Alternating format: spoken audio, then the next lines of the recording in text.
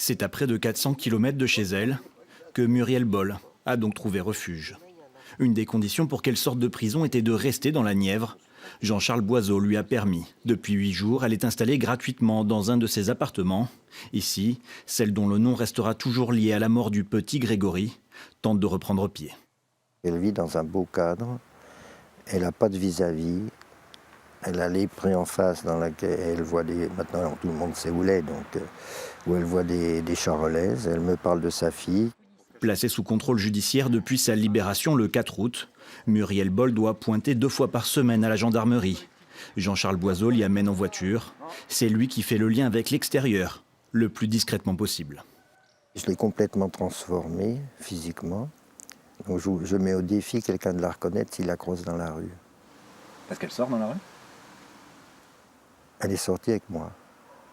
Je l'ai emmenée dans une ville voisine, à Decize. Elle a fait des achats dans un magasin et personne ne s'est retourné derrière elle. Elle est méconnaissable.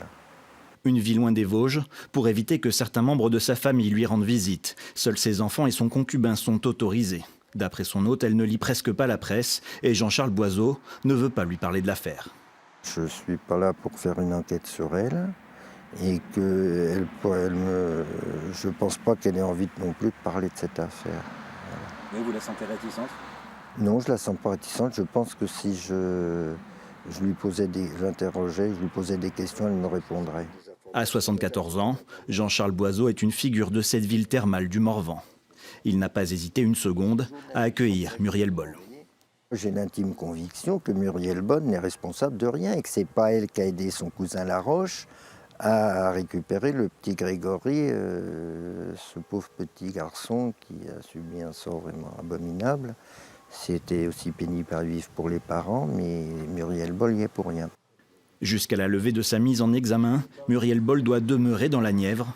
Jean-Charles Boiseau lui a déjà proposé de rester chez lui.